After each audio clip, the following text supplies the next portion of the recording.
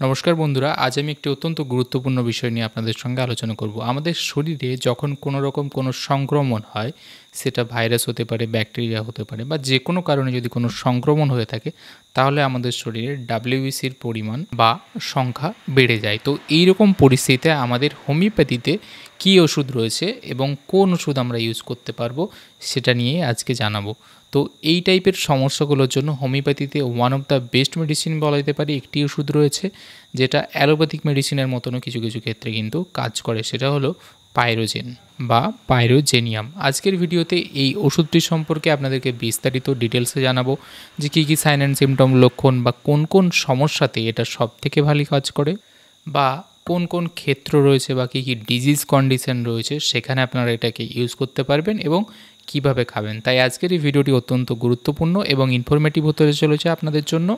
ভিডিওটি আপনাদেরকে শেষ পর্যন্ত দেখার অনুরোধ রইল।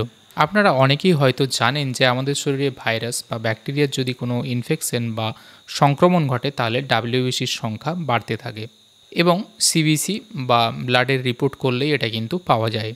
মোটামুটি যখনই ডাব্লিউবিসির পরিমাণ 11,000-এর ওপরে হয়, তখন এটা ইঙ্গিত করে যে আমাদের শরীরে হয়তো কোনো না কোনো সংক্রমণ চলছে। তো এই বেড়ে যাওয়া ডাব্লিউবিসিকে কিন্তু স্বাভাবিক করতে সাহায্য করে এই ওষুধ। এবারে কিছু কিছু ক্ষেত্র রয়েছে যে কোন কোন ক্ষেত্রে এই সমস্যাগুলো হতে পারে, যেমন ধরুন টনসিলাইটিস, একদম যদি আমরা কমন থেকে শুরু করি, ফ্যারিনজাইটিস হতে পারে, ল্যারিনজাইটিস হতে পারে, ইউরিনারি ট্র্যাক্ট ইনফেকশন বা যাকে আমরা ইউটিআই বলছি, অথবা পেটের সংক্রমণ বা কোনো কারণে যদি সংক্রমণ হয়, তখন কিন্তু ডাব্লিউবিসির পরিমাণ বাড়তে পারে। লক্ষণ হিসেবে কি কি হতে পারে? জ্বর, সর্দি কাশি, ঠান্ডা লাগা, মাথা ব্যথা, শরীরে যন্ত্রণা, ঘন ঘন প্রস্রাব, পেটে ব্যথা, ডায়রিয়া, বমি, এই টাইপের লক্ষণ আপনার মধ্যে থাকতে পারে। মূলত এটা আমরা সিবিসি নামে একটি টেস্ট রয়েছে, সেটা করলে সব থেকে ভালো পাওয়া যায় এবং এখানে ডাব্লিউবিসির পরিমাণটা বোঝা যায়। এবারে চলে আসছি এই ওষুধটি সম্পর্কে। পাইরোজেন হোমিওপ্যাথিতে কিন্তু একটি অত্যন্ত শক্তিশালী ওষুধ, বিশেষ করে যেখানে অনেক তীব্র আকারে আপনার সংক্রমণ হয়েছে এবং অথবা যদি দীর্ঘস্থায়ী সংক্রমণ হয়, তাহলে সেক্ষেত্রে অত্যন্ত ভালো কাজ করে।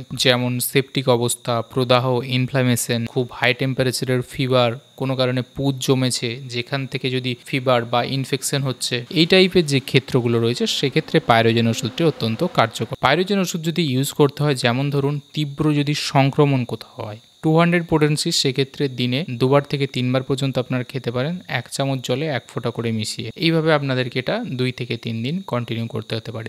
জ্বর অথবা কোনো সেপটিক অবস্থা যদি গ্রো করে, তাহলে সেক্ষেত্রেও কিন্তু এই একই নিয়মে আপনারা কিন্তু ইউজ করতে পারেন। দীর্ঘস্থায়ী ক্ষেত্রে কিন্তু এটা হয়তো অনেক সময় লং টার্ম ইউজ করার দরকার হয়ে থাকতে পারে, তবে সেক্ষেত্রে কিন্তু ডোজ, মাত্রা এগুলো পরিবর্তন হবে।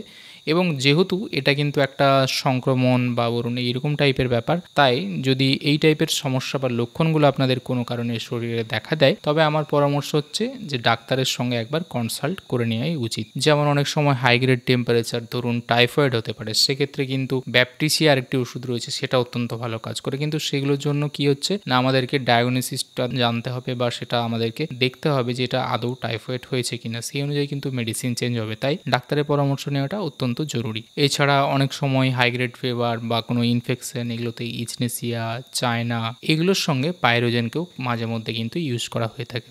মনে রাখবেন, পাইরোজেন একটি অত্যন্ত শক্তিশালী কিন্তু ওষুধ, তাই শিশুদের এবং বয়স্কদের ব্যবহারের ক্ষেত্রে কিন্তু অবশ্যই সতর্ক থাকবেন, ডাক্তারের পরামর্শ অনুযায়ী চলবেন। সুতরাং বন্ধুরা, আজকের ভিডিও এই পর্যন্তই থাকলো।